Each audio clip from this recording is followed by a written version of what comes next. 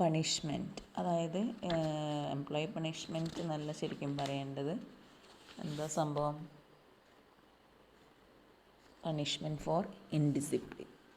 അപ്പോൾ the act of discipline attracts various punishments.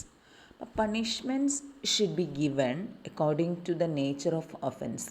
ഏത് തരത്തിലുള്ള കുറ്റമാണോ എംപ്ലോയി ചെയ്തത് അതിനനുസരിച്ചിട്ടാണ് ശിക്ഷ കൊടുക്കുക. Okay, if offence is minor then minor punishments are given. If offense is serious, then serious punishments are given. Like the employees are punished with demotion, discharge, dismissal, etc.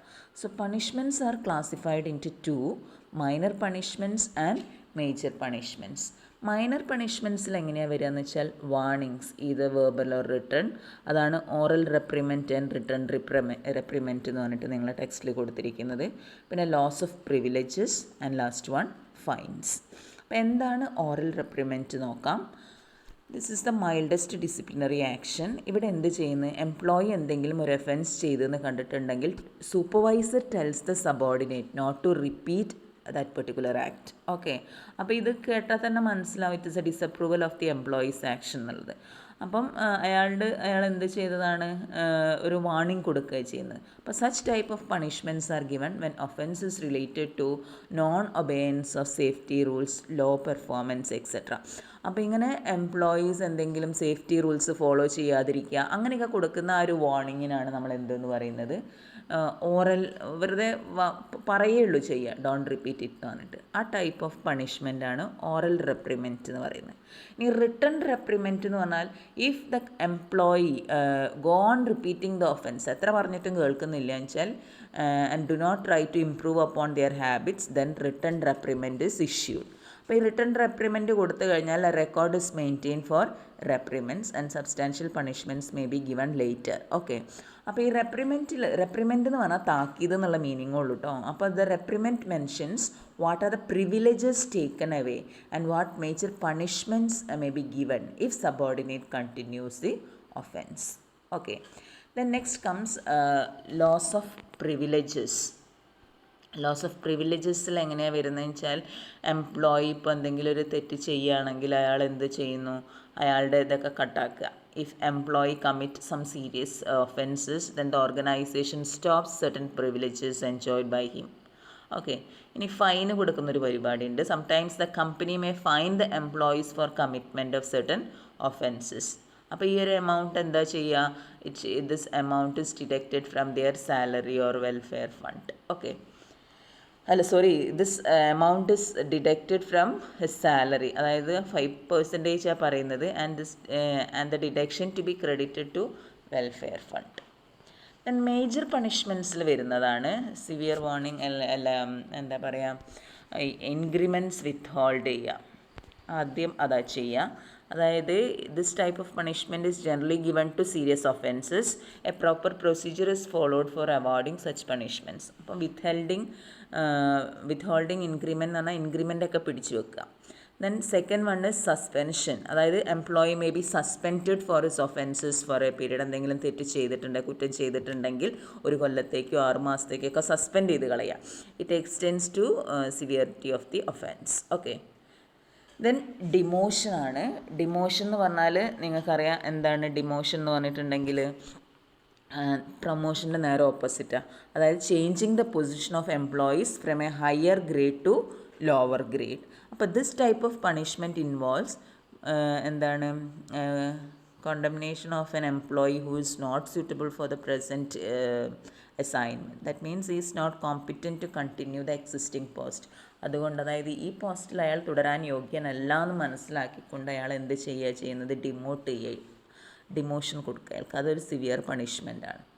Then discharge വരുന്നുണ്ട്. It is the removal of employee from the job, ജോലിനെ മാറ്റിക്കളയാം. Okay, it may be part of punishment or otherwise. If a person is not up to the mark in the present job then he is discharge എന്നാണ് പറയുന്നത്. പിന്നെ ഒന്ന് വരുന്നത് എന്താണ്, transfer വരുന്നുണ്ട്, ഡിസ്മിസ്സിൽ വരുന്നുണ്ട്. അപ്പോൾ ട്രാൻസ്ഫർ നിങ്ങൾക്കറിയാം എന്താണെന്നുള്ളത്. ഡിസ്മിസ്സിൽ അതേമാതിരി എന്താ ചെയ്യുന്നത്, it is the maximum punishment given to an employee for a serious offences. അതായത് the person loses his job. This type of punishment is rarely given. അതായത് ജോലിയിൽ നിന്നേ പിരിച്ചു വിട്ടേക്കുക, അതാണ് എന്തിൽ ചെയ്യുന്നത്, dismissal. So these are the various എന്താ പറയുക മേജർ പണിഷ്മെൻറ്റ്സ്. അപ്പോൾ പണിഷ്മെൻറ്റ് എന്താണെന്ന് മനസ്സിലാക്കി വെക്കുക. 2 ടൈപ്സ് ഓഫ് പണിഷ്മെൻറ്റ്സും ഓർത്തിരിക്കുക. ഇനി നമ്മൾ നോക്കാൻ പോണത് സ്റ്റാൻഡേർഡ് ഡിസിപ്ലിനറി പ്രൊസീജിയറാണ്. അതായത് എങ്ങനെയൊക്കെയാണ് ഒരു ഡിസിപ്ലിനറി പ്രൊസീജിയർ എന്നുള്ളതാണ് പറയാൻ പോണത്. അപ്പോൾ 3 steps ആണ് പറയുന്നത്, 3 stages. First complaint in writing, അതായത് put the complaint in writing and set up a meeting and giving the employee sufficient time to prepare and provide the copies of the employee of any evidence that may be used at that meeting. അപ്പോൾ ഇവിടെ എന്താ ചെയ്യേണ്ടത്, be aware that employees have the right to be accompanied in that meeting. രണ്ടാമത് meeting with employee. അപ്പോൾ ആദ്യം writing കൊടുക്കുന്നു, then meeting with employee, hold the meeting with employee and if relevant their colleagues. Inform the employee of any decision made after the meeting and notify them of their right to appeal. പിന്നെ വേണമെങ്കിൽ അത് എന്താണോ നോക്കിയിട്ട് അതിനനുസരിച്ചിട്ട് അപ്പീലിന് പോകാം. If the employee wishes to appeal against a disciplinary action that he has been decided upon, he must be invited for a further meeting. Types of disciplinary ആക്ഷനിൽ പറയുന്നത് ഇതാണ്. After a disciplinary hearing management can do any one of the following. ഒന്നുകിൽ management can drop the matter, complaint വേണ്ടാന്ന് വെക്കുക, drop ചെയ്യാം. And provide counselling or training to help to resolve the matter. ഇനി വേണമെങ്കിൽ എന്താക്കാം, അവർക്ക് ആവശ്യത്തിന് ട്രെയിനിങ്ങോ കൗൺസിലിങ്ങോ കൊടുക്കുക. Then take disciplinary action. ഈ ഡിസിപ്ലിനറി ആക്ഷനിൽ വരുന്നത് കാര്യമായിട്ട് എന്തൊക്കെ ഡിസിപ്ലിനറി ആക്ഷൻ എടുക്കുക, വേറെ മിസ്കോണ്ടക്റ്റ് സീരിയസ് അങ്ങനെയൊക്കെയാണെങ്കിൽ എന്താ ചെയ്യുകയെന്നാണ് പറയുക, transferring the work to another job, അല്ലെങ്കിൽ demotion, non payment of bonus. ഈ 3 കാര്യങ്ങൾ ചെയ്യാം. നേരെ മറിച്ചിട്ട് ഇനി ഇങ്ങനെ ഈ ഡിസിപ്ലിനറി ആക്ഷൻ എടുക്കുന്നതിൻ്റെ മുന്നേ they should consider the following factors into consideration. അതായത് when deciding whether a disciplinary penalty is appropriate, what form it should take, consideration should given the following factors എന്നാ പറയുന്നത്. എന്തൊക്കെയാണ്, whether the rules of the organization indicate what the likely penalty will be as a result of particular misconduct and the penalty imposed in similar cases in the past. പണ്ടും employees ഇങ്ങനെ എന്തെങ്കിലും തെറ്റ് ചെയ്തപ്പോൾ ഇതേ തരത്തിലുള്ളത് തന്നെയാണോ ഫോളോ ചെയ്തത്, എല്ലാം നോക്കിയിട്ട് വേണം കൊടുക്കാൻ വേണ്ടിയിട്ട് punishment. Employees disciplinary record, general work record, work experience, position and length of service എല്ലാം കൺസിഡർ ചെയ്യണം.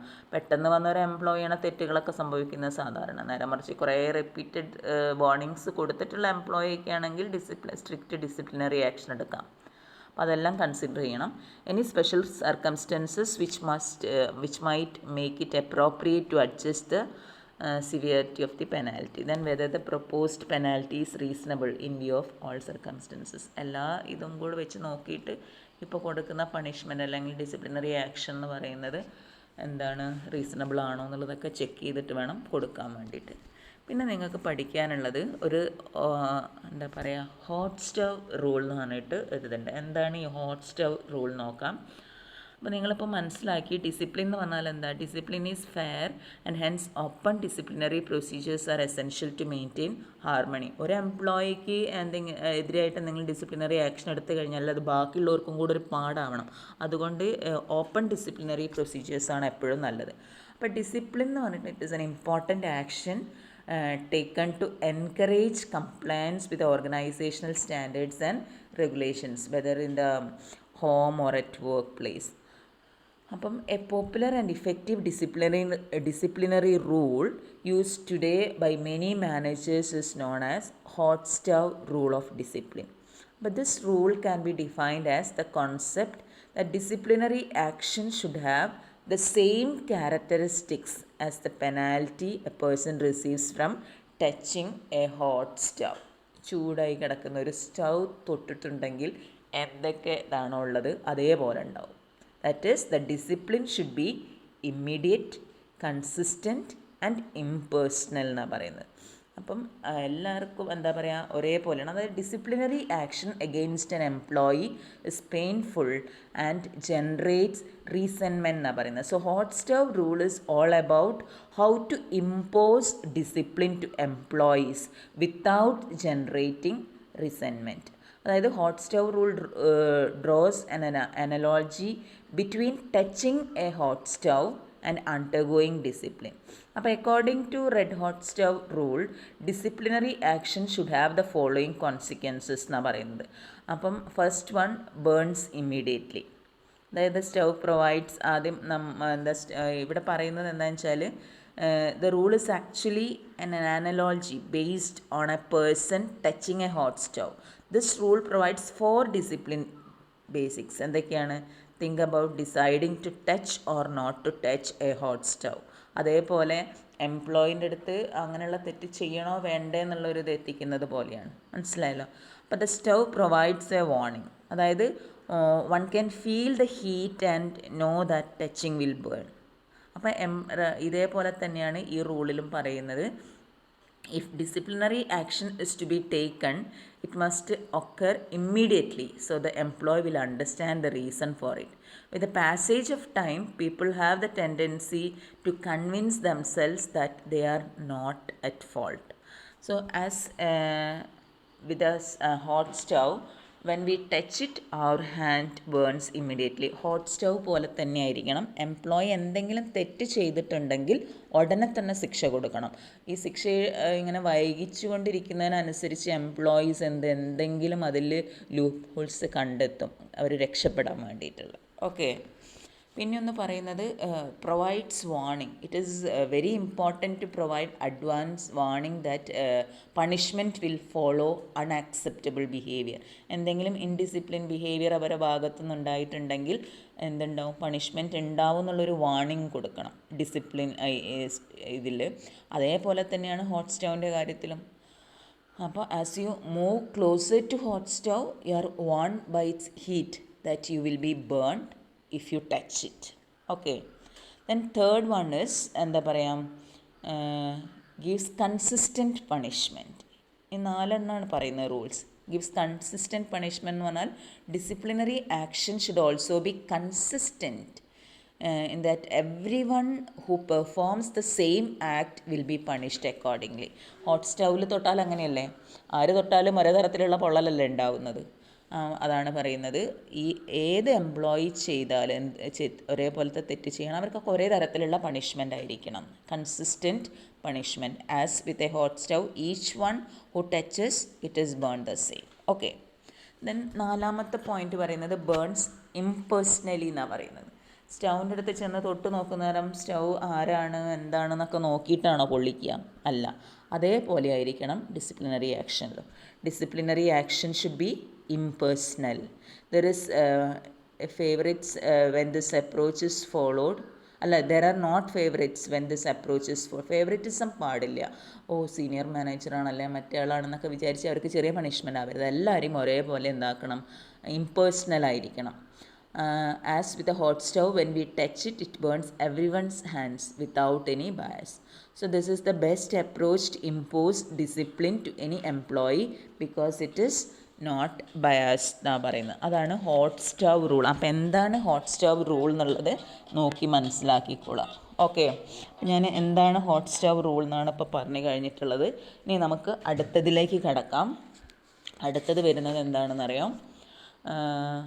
Preventive action. അതായത് എപ്പോഴും പണിഷ്മെൻറ്റിനേക്കാൾ നല്ലത് പ്രിവെൻഷനാണ്. അതായത് preventive action emphasizes the creation of an environment where disciplinary action is rarely needed.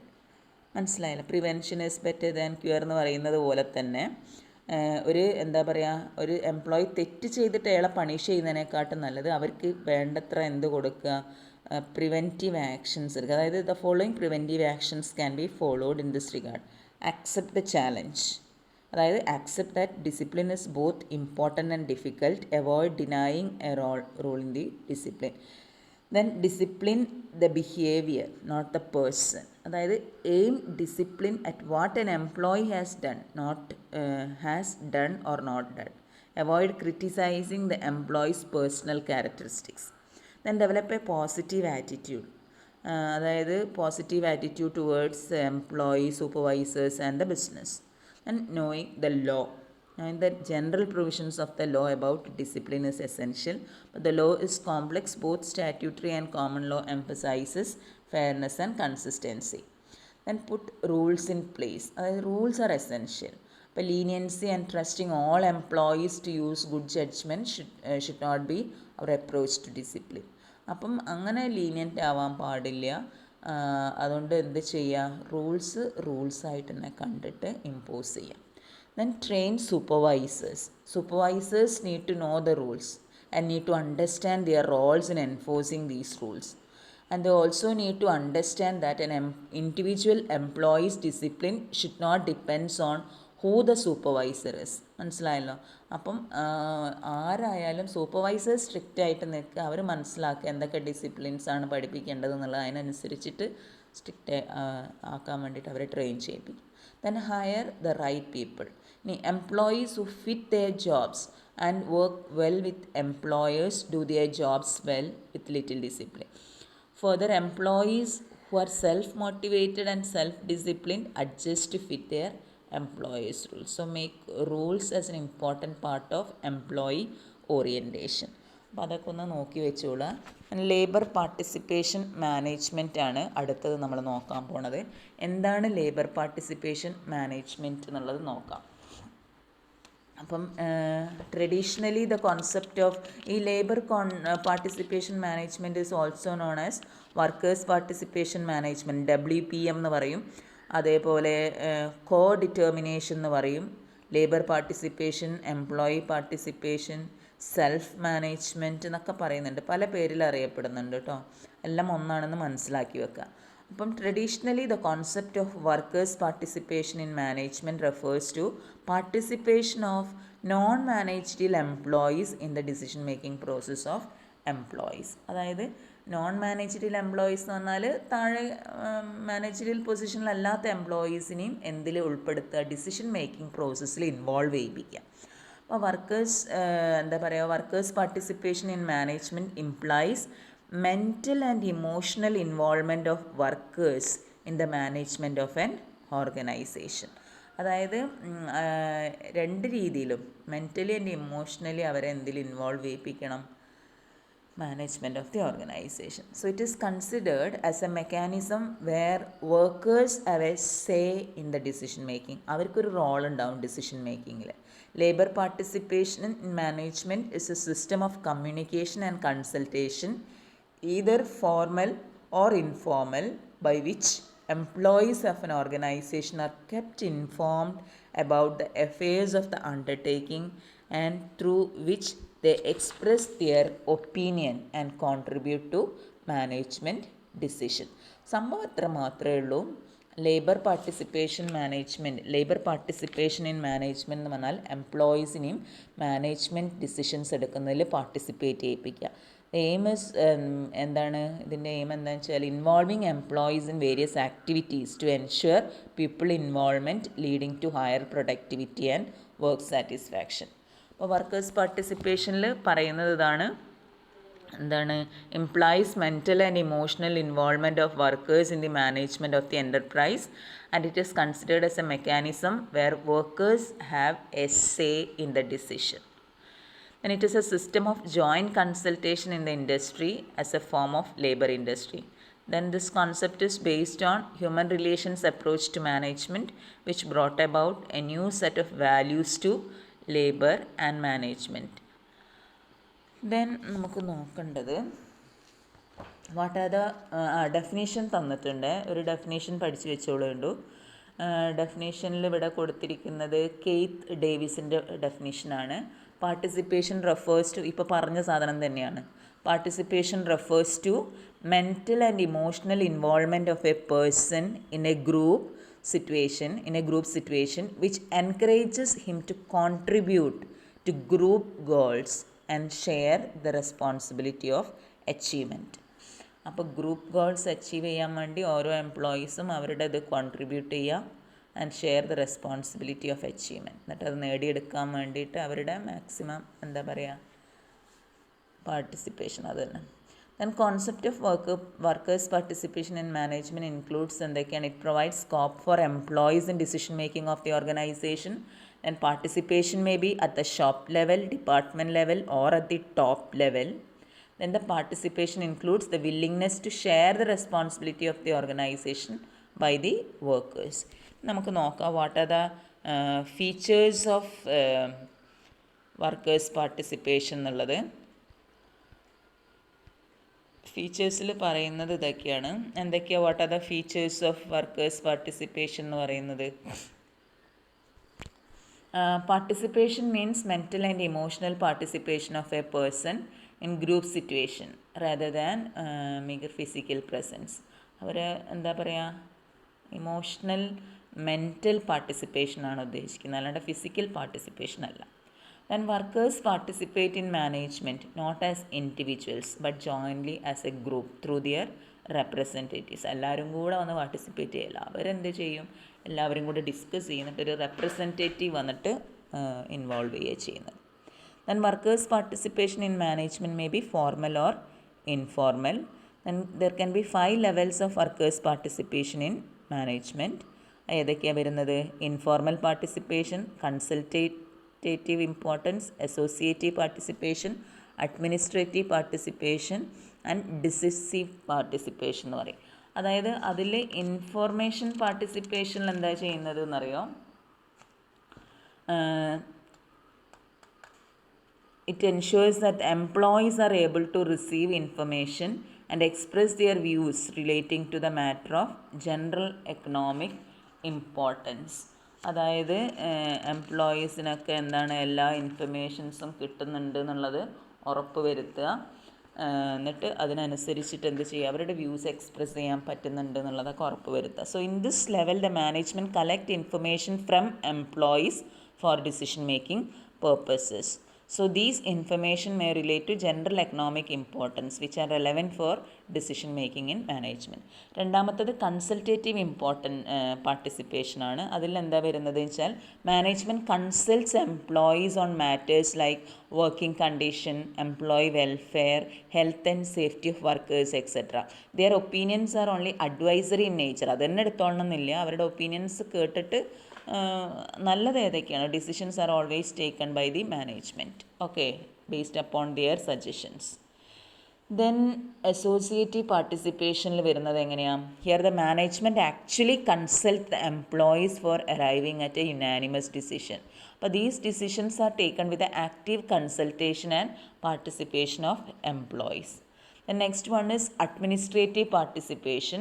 ഇവിടെ എങ്ങനെയാണ് വരുന്നതെന്ന് വെച്ചാൽ it is A participation at higher levels where the workers participate in the discharge of administrative functions. Sometimes the management develop alternative solutions and the workers are required to make selection of the best alternative solution.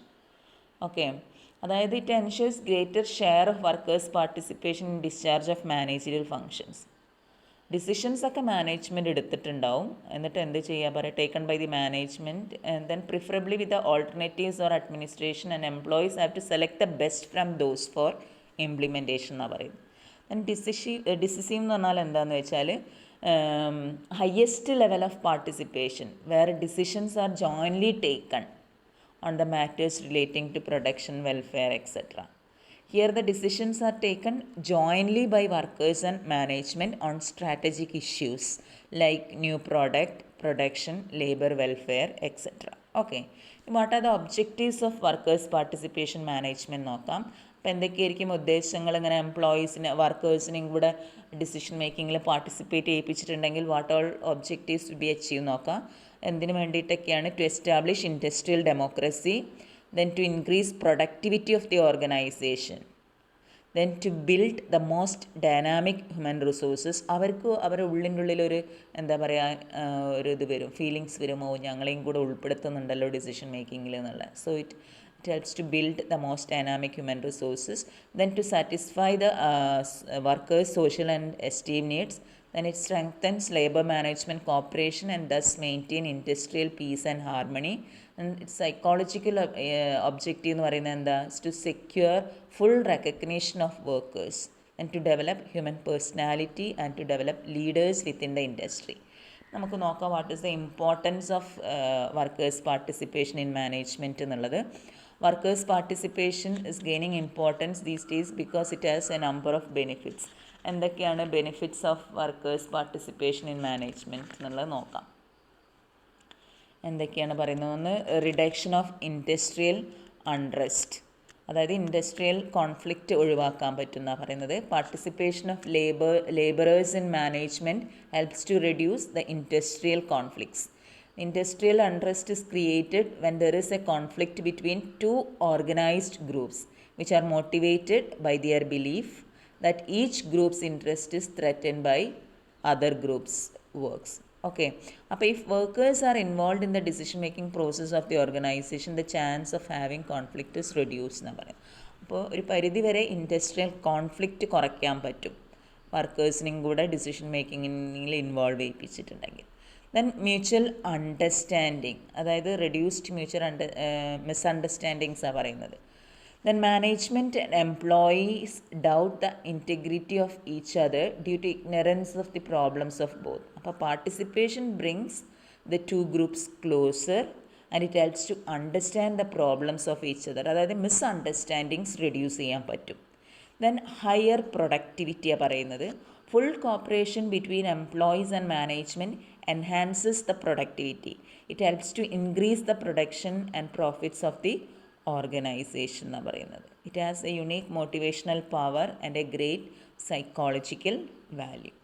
Then peace and harmony between workers and management.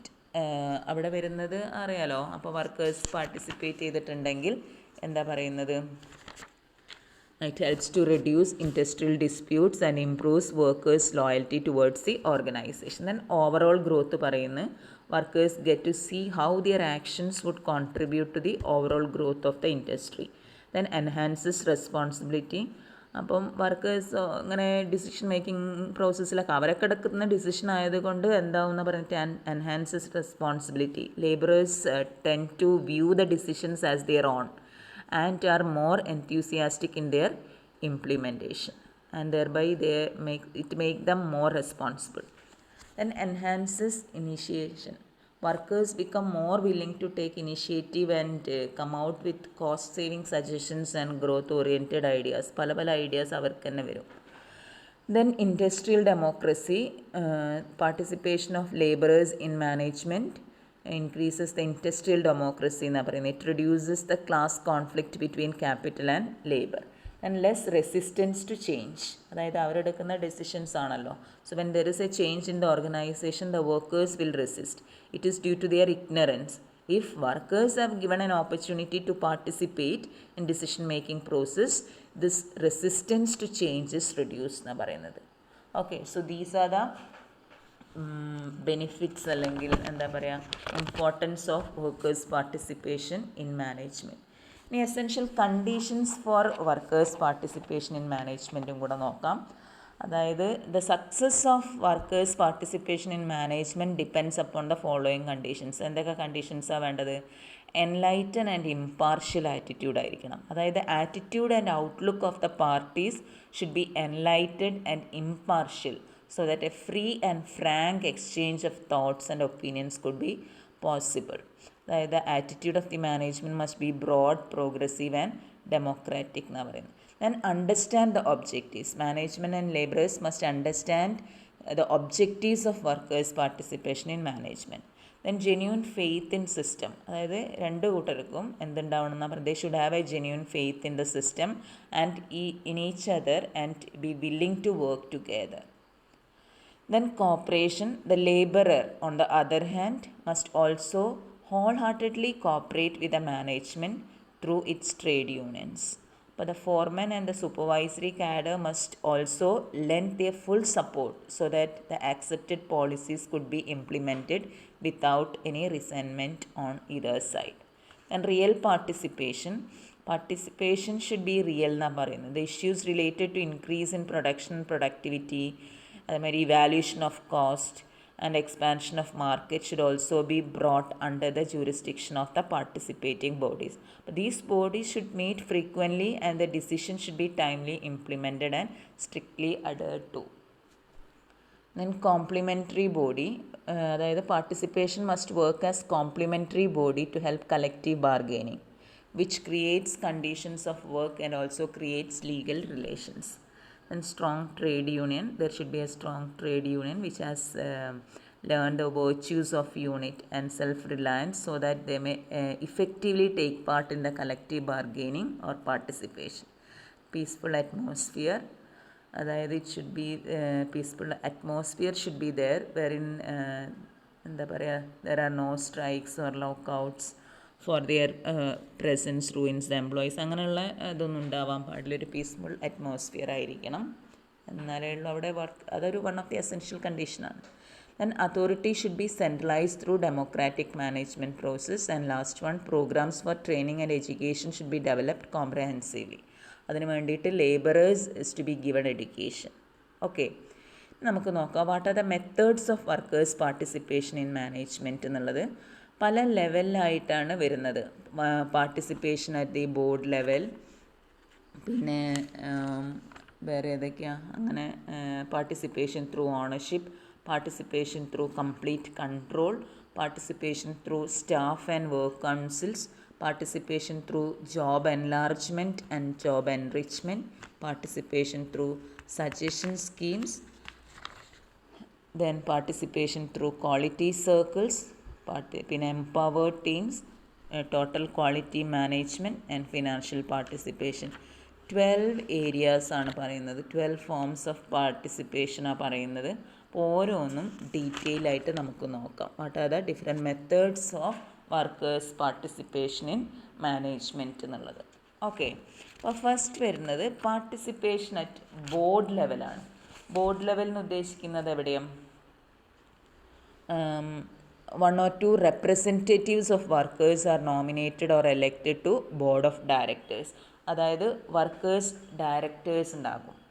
അതായത് in this method representatives of employees are elected to the board of directors. Board is the decision making authority in companies. Okay, so it is at the top level. Board of directors എന്ന് കേട്ടിട്ടില്ലേ? അവരാണ് decision making body. It is the top level of participation. So the object is to ensure industrial democracy, good employer relationship and protection of interest of workers. Okay, അപ്പോൾ ഈ public അണ്ടർടേക്കിങ്സിലും ബാങ്ക്സിലൊക്കെ ഇങ്ങനെയുള്ള participation ഉണ്ടാവുക. Participation at board level. എംപ്ലോയീസിനെ board of ഡയറക്ടറിൽ ഒരാളായിട്ട് എടുക്കുന്നു. റെപ്രസെൻറ്റേറ്റീവ് ഉണ്ടാവും എംപ്ലോയീസിൻ്റെ ഇടയിൽ. The success of this method depends on the unity of workers and their managerial ability in protecting the interest of workers. Okay, അപ്പം ഫസ്റ്റ് വരുന്നത് അതാണ്. ഏതാണ്? Board representation. ഇനി രണ്ടാമത്തെ മെത്തേഡ് ഏതാണ്? Participation through ownership. ഇവിടെ എന്താ ചെയ്യുന്നത് വെച്ചാൽ അവരെ എന്താ പറയുക,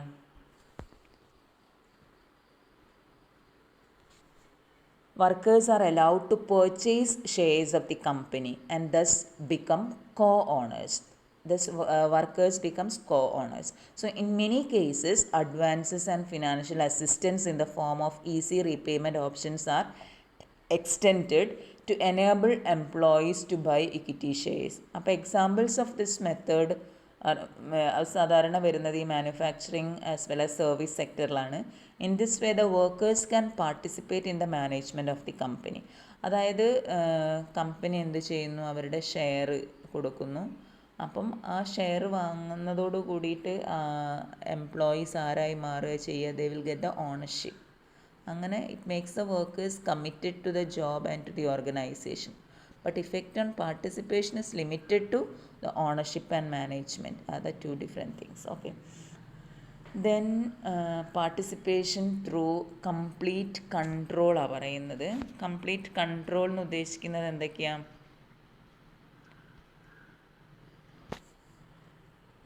Workers acquire complete control of the management through elected boards. But the system of the self-management gives complete control to workers to manage directly all aspects of industries through their representatives. അപ്പോൾ it ensures identification of the workers with their organization. Industrial disputes are disappeared when workers develop loyalty to the organization. അതായത് വർക്കേഴ്സ് എന്താക്കുക, they have the participation through complete control, അവർ തന്നെ control ചെയ്തും കൊണ്ട്. അപ്പോൾ അവരുടെ സെൽഫ് മാനേജ്മെൻറ്റ് എന്ന് അതിന് പറയാം. അതായത് അവർക്ക് ഒറ്റയ്ക്ക് എന്തൊക്കെയാണ് എന്നുള്ളത് ഐഡൻറ്റിഫൈ ചെയ്യാൻ പറ്റും, പ്രോബ്ലംസ്. അപ്പോൾ ഒരു പരിധിവരെ ഇൻഡസ്ട്രിയൽ ഡിസ്പ്യൂട്ട്സ് ഒക്കെ കുറയ്ക്കാൻ പറ്റും. കാരണം എംപ്ലോയേഴ്സ് വർക്കേഴ്സ് എന്ത് ചെയ്യുന്നു, the self-management gives complete control to workers to manage directly all aspects of industry. Okay, then participation through staff and work councils എന്ന് പറയും. സ്റ്റാഫ് കൗൺസിൽ അല്ലെങ്കിൽ വർക്ക് കൗൺസിൽസ് എന്ന് പറയുന്നത് it is a body on which the representation is totally of the employees.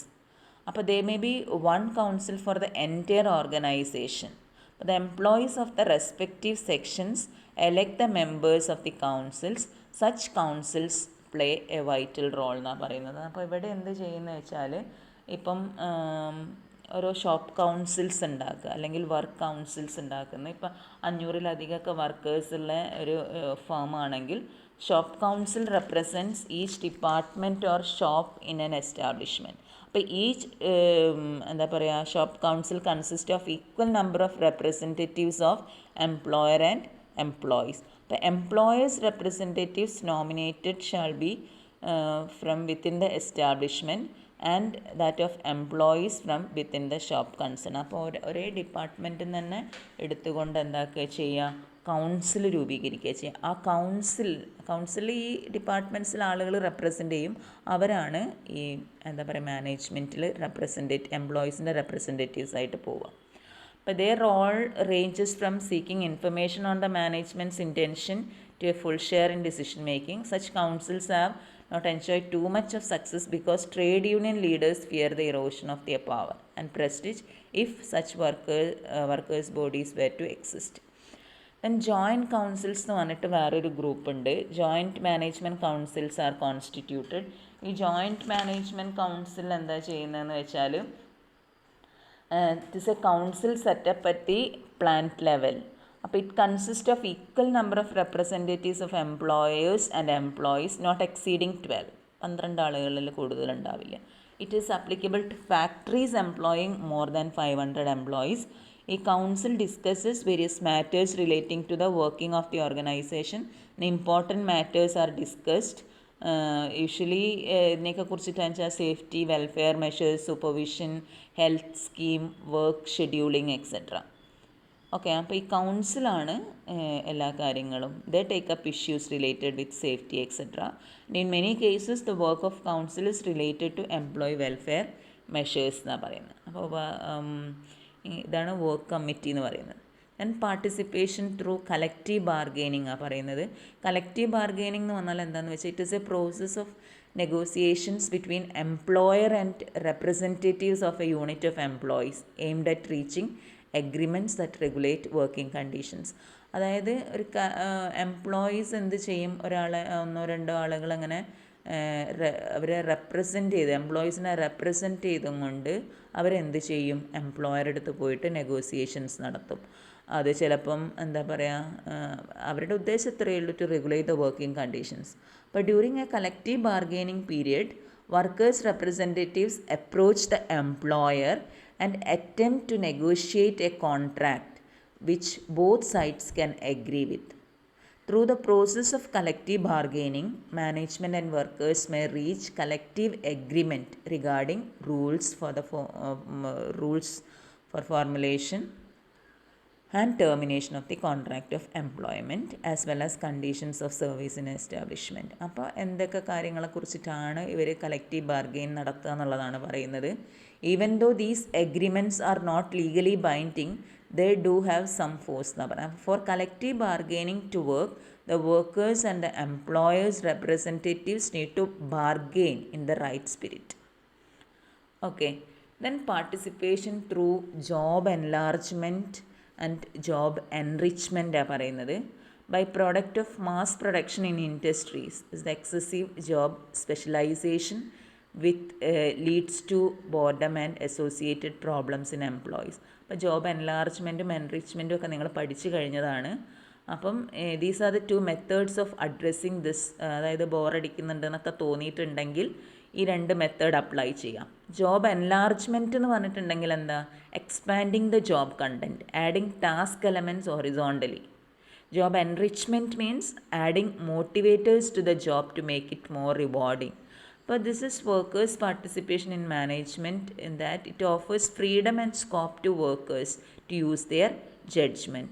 പക്ഷേ ഇതുണ്ടല്ലോ, it is basic as it provides only limited freedom to workers concerning the method of performing is job എന്നാണ് പറയുന്നത്. അതൊരു അതിൻ്റെ ഒരു ലിമിറ്റേഷനായിട്ട് പറയാം. Then participation through suggestion schemes ആണ്. അവിടെ ഒരു സജഷൻ ബോക്സ് വെക്കും. ഇത് ഏറ്റവും സിമ്പിളായിട്ടുള്ള മെത്തേഡാണ് കേട്ടോ. Under this method employees are required encourage to make suggestions to help employment in decision making. Usually a suggestion box is placed at a prominent place in which employees can drop their suggestions in that box in writing. So there is a screening committee which examines these suggestions periodically, and the committee consists of equal representatives of employees and management. അപ്പോൾ ഇങ്ങനെയുള്ള suggestions എന്ത് ചെയ്യും, ഈ committee accept ചെയ്യും, and it is implemented in the organisation if they things fit for the organisation. Okay, then അതാണ് participation through suggestion schemes എന്ന് പറയുന്നത്. വേറെ ഒന്ന് വരുന്നത് പാർട്ടിസിപ്പേഷൻ ത്രൂ ക്വാളിറ്റി സർക്കിൾസ് ആണ്. അപ്പോൾ ക്വാളിറ്റി സർക്കിൾ കോൺസെപ്റ്റ് ശരിക്കും 1960s ജപ്പാനിൽ നിലനിന്നിരുന്നതാണ്. അതിപ്പം പക്ഷേ എല്ലായിടത്തും വ്യാപിച്ചുകൊണ്ടിരിക്കുന്നുണ്ട്. അപ്പോൾ ഈ quality circle consist of 7 to 10 people from the same work area who meet regularly to define, analyze and solve quality and related problems in their area. അപ്പോൾ ഈ ക്വാളിറ്റി എന്താ പറയുക, എൻഹാൻസ് ചെയ്യാൻ വേണ്ടിയിട്ട് ഇടയ്ക്കിടയ്ക്ക് അവർ കൂടും. എന്നിട്ട് these circles, quality circles require a lot of time and commitment on the part of members four regular meetings, analysis, brain storming etcetera. അപ്പോൾ അവർക്കൊരു ഡെഫിനിറ്റ് പീരീഡ് ഉണ്ടാകും. യൂഷ്വലി 1 to 3 years എന്ന് പറയുന്നതാണ് ഒരു ക്വാളിറ്റി സർക്കിളിൻ്റെ ലൈഫ് സൈക്കിൾ എന്ന് പറയുന്നത്. അങ്ങനെ few cycles survive beyond this limit either because they lose stream or they face simple problems. അപ്പോൾ quality circles can be an excellent bridge between participative and non participative approaches എന്നാണ് പറയുന്നത്. അപ്പോൾ ഇങ്ങനെ quality circle ഉണ്ടെങ്കിൽ എന്ത് പറ്റുന്ന പറയുന്നത്, training in problem solving techniques is provided to the members. Quality circles are set to provide quick, concrete and impressive results when correctly implemented. Then next one is empowered teams. Empowerment take place when authority and responsibility are handed over to employees who then experience a sense of ownership and control over their jobs എന്നാണ് പറയുന്നത്. അപ്പം employees may feel more responsible, may take initiative in their work and may get more work done and may enjoy the work more. അപ്പോൾ empowered workers are able to share various management and leadership functions എന്നാണ് പറയുന്നത്. അപ്പോൾ ഒരു empowerment ടീമുണ്ട്, empowered ടീമിനെ ഉണ്ടാക്കിയെടുക്കുക ചെയ്യുന്നു. Then next comes TQM, total quality management എന്ന് പറയും. ഇത് it is an integrative philosophy of management four continuously improving the quality of product and services. It refers to deep commitment of an organization to quality. ഈ total quality മാനേജ്മെൻറ്റിൻ്റെ എയിമേ അതാണ്. എന്താണ് total quality improve ചെയ്യുക എന്നുള്ളത്. അപ്പോൾ every step in companies processes is subjected to intense and regular scrutiny for ways to improve the quality. അപ്പോൾ TQM approach എന്ന് പറഞ്ഞാൽ it is an approach that seeks to improve quality and performance which will meet or exceed customer expectation. അപ്പോൾ ഇത് achieve ചെയ്യുന്നത് എങ്ങനെയാണെന്നാണ് പറയുന്നത്, by integrating all quality related functions and processes throughout the company. അപ്പോൾ TQM looks at the overall quality measures used by company including managing quality design and development. അപ്പോൾ TQM is called participative because it is a formal program involving every employee in the organization, making each one responsible for improving quality every day. ഇനി financial പാർട്ടിസിപ്പേഷനിൽ എങ്ങനെയാണെന്ന് വെച്ചാൽ, this method involves less consultations or even joint decisions. Performance of the organization is link to the performance of the employee. അപ്പോൾ ഇവിടുത്തെ logic എന്താണെന്ന് വെച്ചാൽ, എംപ്ലോയിക്ക് ഈ കമ്പനീൻ്റെ financial stake ഉണ്ടെന്ന് മനസ്സിലാക്കിയിട്ടുണ്ടെങ്കിൽ he's likely to be more positively motivated and involve. അപ്പോൾ the schemes of financial participation include profit linked pay, profit sharing, employee stock option scheme and pension fund participation. അതായത് നേരത്തെ പറഞ്ഞിരുന്നല്ലോ, employee stock ഓപ്ഷനിൽ എന്താ വെച്ചാൽ എംപ്ലോയീസിന് എന്ത് ചെയ്യുക, കമ്പനീൻ്റെ ഷെയർസ് വാങ്ങാനുള്ളൊരു അവസരം. അതായത് എംപ്ലോയീസിന് ഷെയർസ് ഇഷ്യൂ ചെയ്യുക. അപ്പം അവർക്ക് എന്ത് കിട്ടും, employees they have A control in the management of the companies. അപ്പോൾ ഇങ്ങനെ ഉള്ള ഫിനാൻഷ്യൽ പാർട്ടിസിപ്പേഷനും വേണമെങ്കിൽ നോക്കാം. This is also one of the എന്താ പറയുക methods of workers participation in management. Okay, last topic EHRM ആണ്. അത് ഞാൻ ഒരു വീഡിയോ ആക്കി ഇട്ടു തരാം.